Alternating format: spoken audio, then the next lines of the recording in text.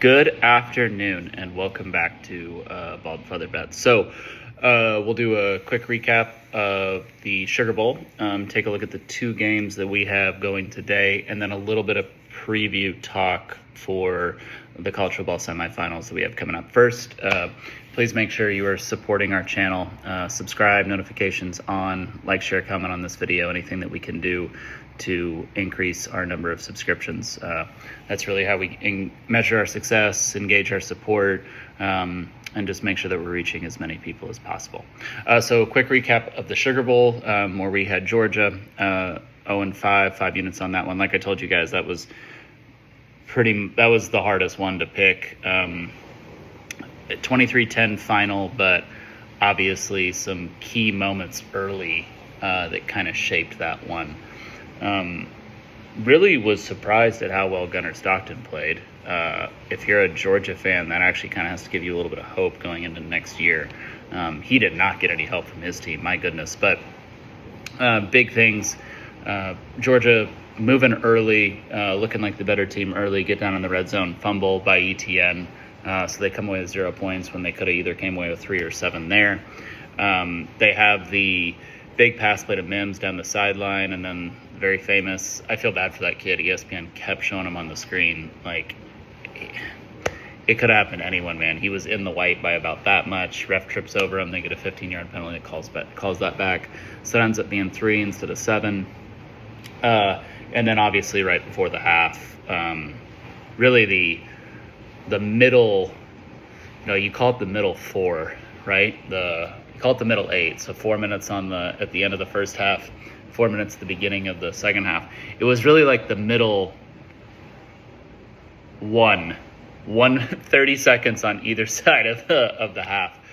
Strip sack fumble leads to a touchdown for Notre Dame, makes it a 13-3 game rather than a 6-3 game, and then they run the opening kickoff back in the second half. So, 14 points right there. So it's 20-3 instead of 6-3, and that it was always going to be difficult for Georgia given their current construct. All the wide receivers that they're down since the beginning of the year, backup quarterback, to come back from a 20-3 deficit. Now they made it a game, 20-10. They had a 4th down stop and got the ball back in midfield, but then they went for it on 4th down themselves after false start penalty, then a delay game penalty against the defense, which brought it back to a 4th and 2. Then they went for it, didn't get it. Difficult situation. So hopefully you guys took the under. Like I said, we do not bet totals here at Bald Feather Bets, but I did give you that game was always going under. Just the way that game was going to be played, it was always going to go under. We'll get into the preview, into a little bit of talk about the next games here in a minute. But some insights from that to take into the Orange Bowl. So today, 2 NFL games. The first one, it's the NFC North. So they're going to decide the NFC North today. A couple of things here. Even if the Ravens win this game, the Steelers need to win the next game in order to avoid the Ravens in the first round. If the Ravens and the Steelers win, the Chargers no longer have anything to play for tomorrow. FYI, if you like the Raiders line currently. Chargers are playing the Raiders tomorrow. It's a 5-point line right now. If the Ravens and the Steelers win, the Chargers game becomes meaningless to them. They're locked into the 6th seed no matter what. Nobody really wants to be the 6th seed right now, also, because you have to play out the Ravens, which is one of the more difficult places to play. Obviously, weather, nobody really wants to do that right now. So, what are we thinking here? The number on the Ravens Cleveland game, it's up to 19.5 and even up to 20 and even up to 20.5 at some books. So obviously, as always, shop around your lines. So whatever you end up going with. Usually, we kind of have a rule here. If a line gets up that high in the NFL, you take the dog. It's just kind of an automatic play. It's a little different here in a Week 18 situation where Cleveland Cleveland has like nobody going. They do have the offensive line going, who are good. Bailey Zappi will be quarterback for Cleveland. They have none of their running backs going. They're down to third and fourth strings on the running backs and guys that they've had to sign as the season has gone on. They do have Judy going, and then on the defensive side, they're pretty decimated outside of Myles Garrett. Incentive reasons for the Ravens to keep playing money-wise, a lot of guys on the verge of incentives. Obviously, 3 VP, the third MVP for Lamar Jackson. I mean, if you just go off of stats, it really shouldn't be a question who wins MVP. He should win it. If you've been watching the games, you could make an argument for Allen and for Burrow.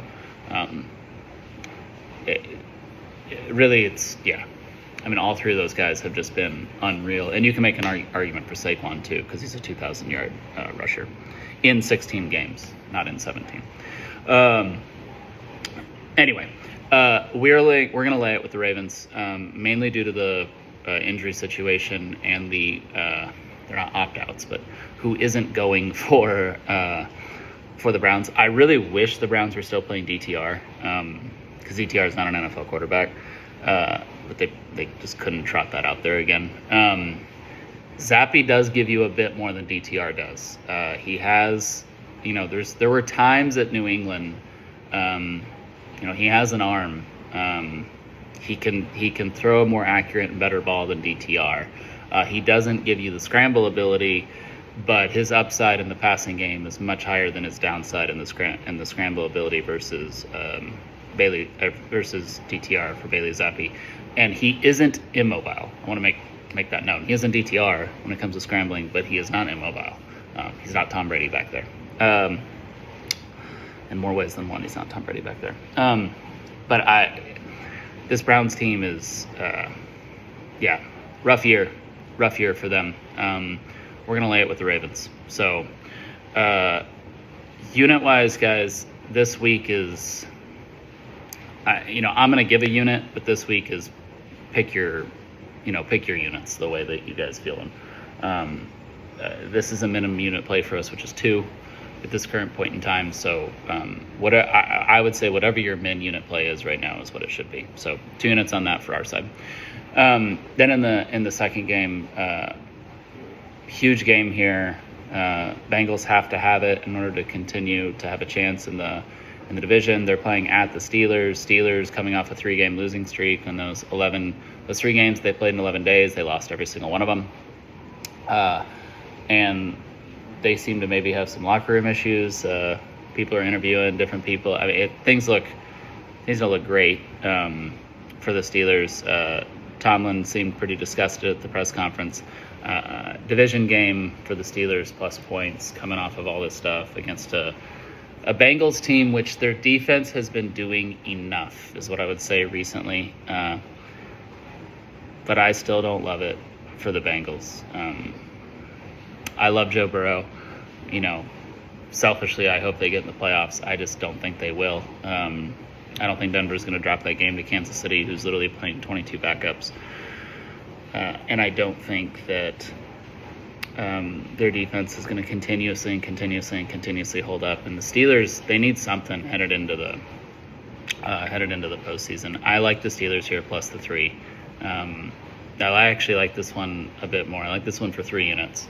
It's not a minimum unit play. As good as Joe Burrow is, as amazing, as incredible he is, I question what the rest of that team outside of him and Chase still have. I still question the defense outside of Hendrickson.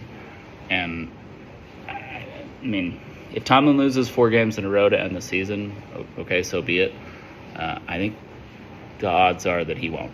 So that's kind of where we are there. Now, to talk about a little bit of preview into these, and I'm doing this because I want to make sure, I want everyone to calm down here, as I think some people are racing to their books to place some bets on these semifinal games, thinking that, for sure, this is what's going to happen. Let's start with the Orange Bowl.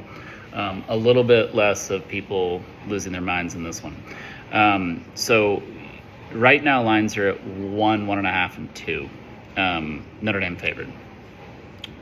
The Notre Dame team, I think right now is like 5th in pass defense, somewhere in the 30s in rush defense. So on the surface, you look at this and you're like, well, Penn State has a decent running attack. They should be able to attack Notre Dame really weak.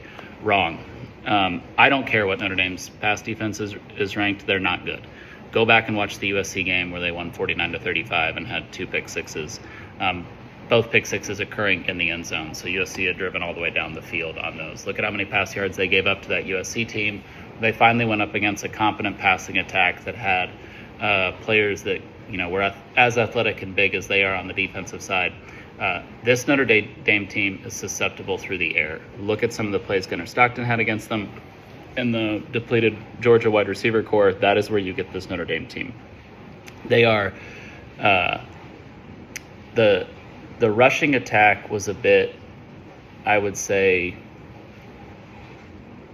undervalued in the fact that they went up against some really, really good rushing offenses throughout the year. They did not really go up against any good quarterbacks or good passing teams until they played that USC game.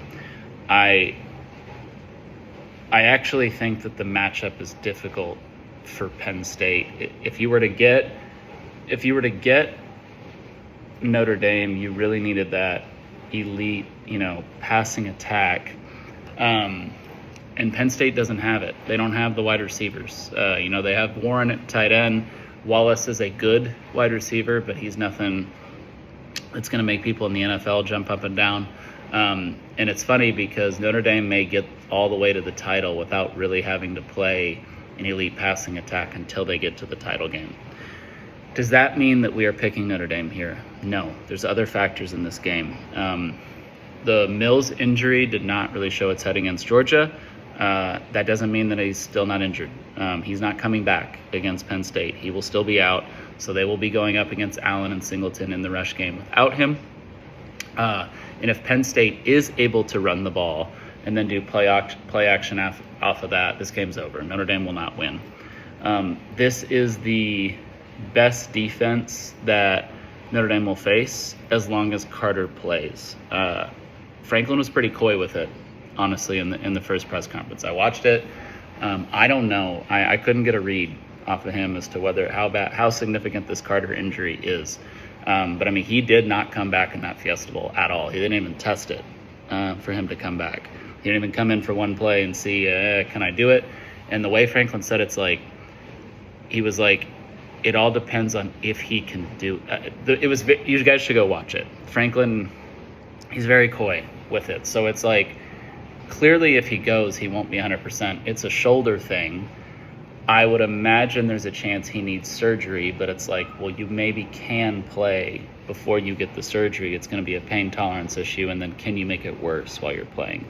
It's huge, man. Abdul Carter is one of the best defensive players in the country. He's a first-round NFL draft talent.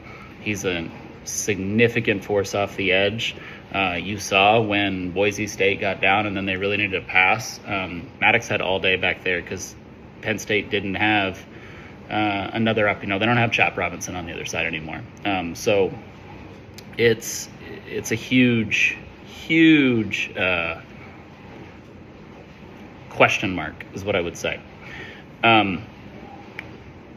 Notre Dame does do a decent job covering tight ends.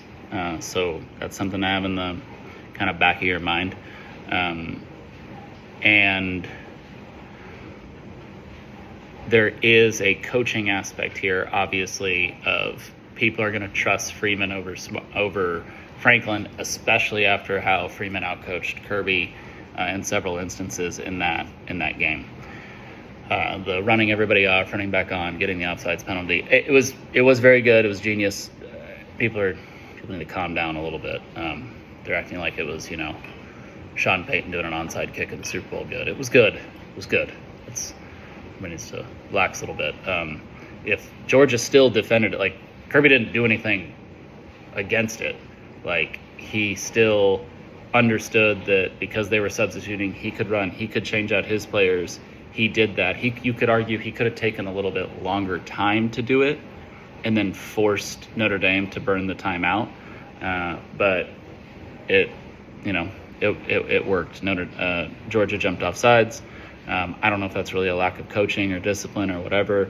I think Georgia was pretty amped up and maybe thought they were going to run a play, and obviously they weren't going to run a play. It was 4th and 1 in their own territory. But does Georgia win the game if they don't do that? Probably not, but it ended the game for sure.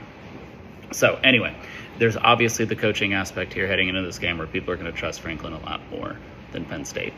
No significant line movement in that game when it came out, and nothing significant off of what the look-ahead line was. The look-ahead line was Notre Dame -1.5. If the teams were going to play each other, line came out Notre Dame -1.5, and you've seen books either stay at that or go to -1 or -2, depending on different sharp money that's come in at their respective book. So a little bit of preview in that one. People aren't losing their minds about that one quite like they are the next game we're going to talk about, and that is the Cotton Bowl. I have been shocked, actually, at some of the pundit discussion that's been going on with the Cotton Bowl. Like, you get on, anyone, any of the major shows, people aren't even talking about, like, well, line is 6, who's going to cover. People are talking, will Ohio State cover alternate lines of like -14? Should I do an alt spread up to 14.5 and lay it with Ohio State to get the better juice? Should I do an alt spread to -10 and lay it? Be very careful. Be very careful. The last time people were talking, and you guys know that I think Ohio State's the best team in the country. We were on them big against Tennessee, and we were on them big against Oregon, and I never really thought they were even a question. Tennessee wasn't that good this year, and Oregon was good at best. Be very careful in this one. Texas has much better players than Tennessee or Oregon does. Look at NFL draft boards. Look at the offensive line draft projections. Look at defensive line draft projections. Look at the defensive numbers for Texas versus those other schools. Just look at what they've done against different competition that they've played, and then the caliber of what you think that competition is, all sorts of things like that. Again, that doesn't mean we're not going to ultimately lay the 6 with Ohio State. Ohio State is playing as good as anyone right now. And I think Josh Pate talked about this a little bit in his show. If Ohio State is 2019 LSU or 2020 Alabama, then there isn't, they're going to cover all these spreads. Like the models will not be able to give a spread that is truly what their value is and what they can do to increase it. I would question whether they are 2019 LSU or 2020 Alabama. Both those teams were undefeated, and throughout the entire season had some of the most historic offensive performances that you'll see, combined with defenses that had excellent NFL talent on it. Ohio State's a little different. Ohio State has historic defense that has an offense that's clicking right now, that's playing very well, that has a wide receiver who ultimately will be a top 5 pick. And to be a top 5 pick at wide receiver, you have to be very, very good. You have to be, generational. And Jeremiah Smith is. But just everyone needs to calm down a little bit. I think people forget that in that Texas-Arizona State game, it was 24-8 with like 6.5 minutes left.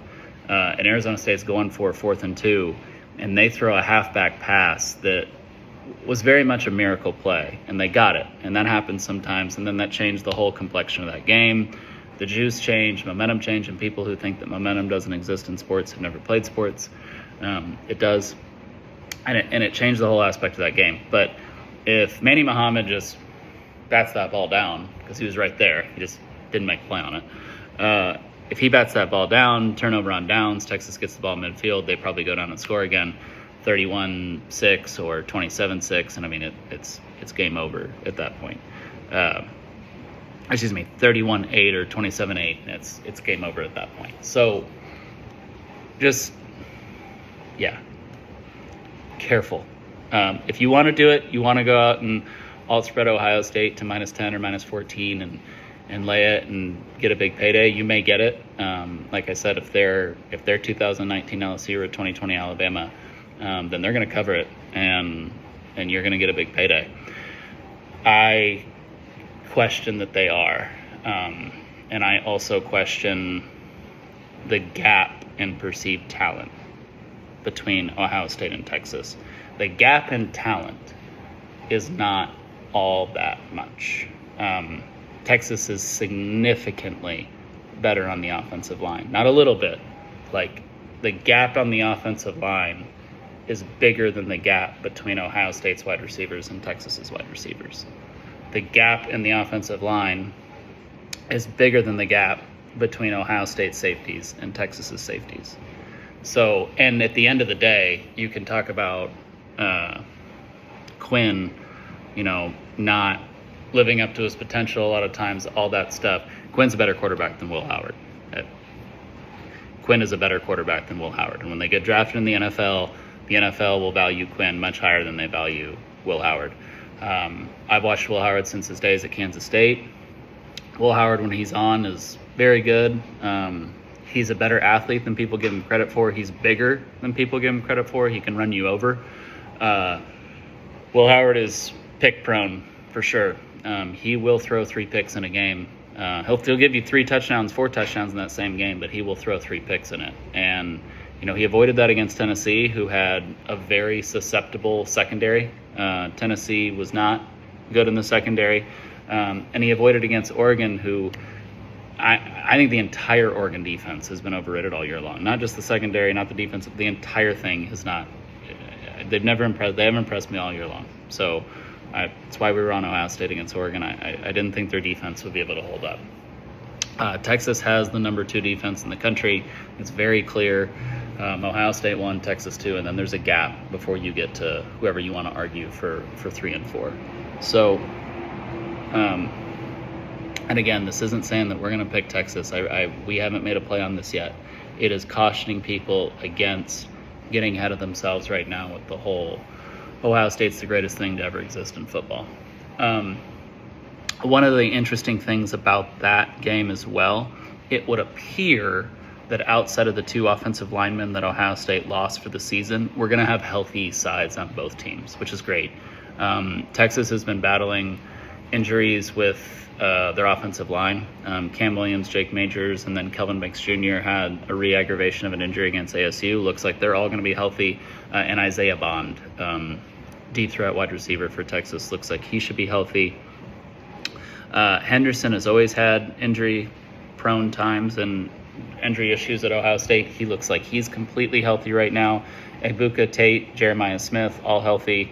Will Howard looks healthy. The rest of the offensive line for Ohio State looks healthy, and then their defense. I mean, they're healthy and they're humming. Jack Sawyer really finally becoming the talent that he always could have been since his time in high school when he was a 5-star recruit coming out. Thought to kind of be the next Bosa, the next Chase Young at Ohio State, and he's really turning into that in his final season. Ohio State has not seen an offensive line like Texas's all year long. And people who want to argue with me that Oregon's is, no. They're both finalists for the Joe Moore Award. So for college, yes, take a look at the NFL draft boards for next year. Both Kelvin Banks Jr. and Cam Williams are first-round tackles in nearly everybody's board. And they are a better offensive line than Oregon's. Maybe they didn't play as well throughout the year as Oregon did. They went up against different competition than Oregon did, but they are better players, and they're bigger, and they're stronger than Oregon's players are. I do not think they will get manhandled by Ohio State only bringing 4, which is what Ohio State's going to try and do. So the game is really going to come down to when Ohio State's on defense and Texas is on offense, because Texas is going to have to run the ball in order to have any sort of shot. So Ohio State runs a 4-2-5. So what they're going to do then is Ohio State in that 5, right? They're going to put the 3 safeties back. So they're going to play 3 high. And 3 high, they're going to see if they can get to Quinn while also stopping the run with just the 4 and the 2 here, the 2 corners on the outside, and then the 3 high safeties back here to kind of keep everything up in front of them. If Texas is able to run the ball, and if Quinn has time to throw, and then they're kind of getting them with the intermediate short passing game, then Ohio State's going to have to make adjustments with that 5th guy. You have to start bringing him down, which then only allows you to have 2 people back, which then can open up things down the field later on. If Ohio State's able to stop Texas's offense with the 3 high, game over, done. Ohio State will win. Ohio State will cover. Ohio State will cover the alternate spreads as well. On the flip side of this, when Ohio State's on offense and Texas is on defense, what you're going to see is Ohio State test whether or not they can cover their guys. So they tested early against Tennessee. Nope, can't cover us. Tested early against Oregon. Nope, can't cover us. They're going to test it against Texas, and the question is, can you cover us? If the answer is no, they can't cover them, game over. Texas wins. Ohio State wins. Ohio State covers. Ohio State covers alt spreads. If the answer initially is, well, yeah, they're covering us, then you start to get into questions about Ohio State's offensive line, because then they're going to need that Ohio State offensive line to hold up in order to be able to run the ball and also be able to let plays develop more so that the wide receivers can break away rather than just, they can't cover us, it doesn't matter, just throw it to Smith, throw it to Ibuka, throw it to Tate, game over, drop back, 2-second throw, game over. The Ohio State offensive line as well, they've held up really, really well since the Michigan game. They held up well starting with the Penn State game afterwards. Losing McLaughlin didn't matter to Indiana. Losing Simmons didn't matter to Penn State. Something that happens with offensive line injuries is people forget they happen. People talk about it a lot for the first week, maybe 2 weeks. They win the other team wins. They win the game. They don't lose, and people just kind of forget that it happened. Ohio State is still missing McLaughlin and Simmons. Those are their 2 best offensive linemen. The Texas's defense, with Simmons rushing the passer on one side, Trey Moore, Ethan Burke, whoever they put on the other side, it's a little different than Oregon's defense. Tennessee has good pass rush, especially with Pierce. The whole unit together, though, isn't quite as good as Texas's. So it's going to be really interesting to see how those things match up. So my advice to you with both the Orange Bowl and the Cotton Bowl is wait. You don't. Winners are not paid out any differently whether you make the bet now or whether you make the bet later on. Wait, kind of calm down off the highs of what you just saw, where Notre Dame played Georgia really well. Freeman looked unbeatable in terms of a coach, and then also Penn State, their coaching was suspect against Boise State, and then calm down off the highs of Ohio State's the greatest team to ever exist, and Texas need a double overtime to beat ASU. Just relax, take it in, think about it more, and then decide what you're going to do. But thank you guys, appreciate it. Sorry this one went long. Wanted to get that out there for a while to make sure that nobody was losing their minds. Let's go Ravens and let's go Steelers tonight. Thank you.